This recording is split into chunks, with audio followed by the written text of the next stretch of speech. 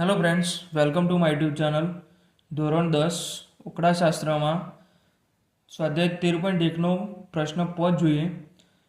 તો એમાં કેરીઓની સંખ્યા આપેલી છે અને ખોખાઓની સંખ્યા એફઆઈ આપેલી છે. તો એના પરથી કેરીઓની સંખ્યાનો મધ્યક શોધવાનો છે. તો પહેલાં તો વર્ગ સતત આપેલા નથી. જુઓ, 50 થી 52, પછી 53 થી 55, 56 થી 58, 59 થી 61, 62 થી 64. તો પહેલાં એને સતત વર્ગ કરવા પડશે. તો અધસીમામાં 0.5 બાદ કરવા પડશે અને ઉધ્વસીમામાં 0.5 ઉમેરવા પડશે. તો આમાં 0.5 બાદ કરીએ તો 49.5 થશે. હવે 52.5 ઉમેરવાનું તો 52.5 થશે. હવે એ રીતના નીચે જુઓ, 53.5 બાદ કરવાના તો 52.5, 55.5 આવશે. હવે 55.5, 58.5, 58.5 થી 61.5, આમાં 61.5, 64.5. તો હવે જો સતત થઈ જાય. એફઆઈ આપેલી છે, એનો સરવાળો થશે 400. હવે એક્સઆઈ શોધવાનું છે. હવે એક્સઆઈ જુઓ, એક્સઆઈ શોધવા માટે 49.5 અને 52.5નો સરવાળો કરશે, 102 થશે. હવે 102 ભાગ્યા 2 કરવાના તો 51. તો પહેલાં 51 આવશે. હવે જો વર્ગમાં ગેપ કેટલી છે? 3-3ની ગેપ આપેલી છે. તો એક્સઆઈમાં હવે 3 ઉમેરતું જવાનું. તો 51, 54, 57, 60, 63. હવે યુઆઈ શોધતા પહેલાં આપણે એક્સઆઈમાં એ ધારવો પડશે. જો મધ્યમાં હોય તો ધારી લઈએ તો 57 આવશે. તો એ ધારી લઈએ 57. જો યુઆઈ શોધવા માટે એક્સઆઈ માઇનસ એ કરવાના, ભાગ્યા એચ કરવાના.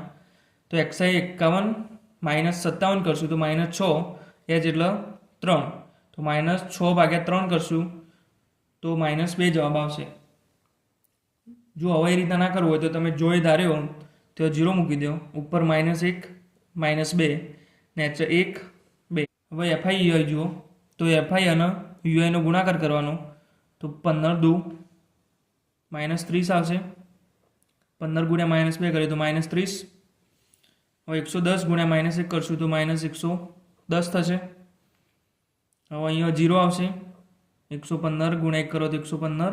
25 દુ 50 થશે. -30 અને -110નો સરવાળો કરીએ તો -140 થશે.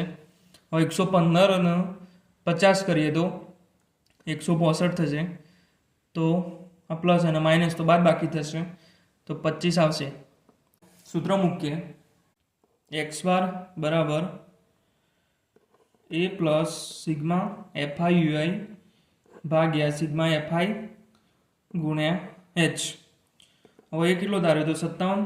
તો 57 આવશે પ્લસ સિગ્મા એફઆઈ યુઆઈ એટલે 25, સિગ્મા એફઆઈ 400 ગુણ્યા h એટલે ગેપ કેટલી હતી? 3. હવે જુઓ, 57 પ્લસ અહીંયા 25 ગુણ્યા 16 કરશું એટલે 25 ઉડી જશે. તો 1/16 આવશે ગુણ્યા 3. તો 57 પ્લસ 3 × 3/16 આવશે.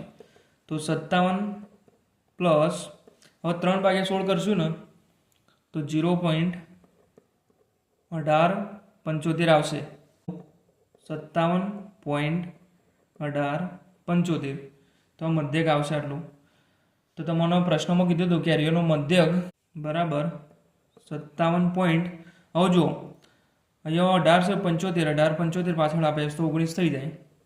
તો 57.19 આવશે મધ્યક.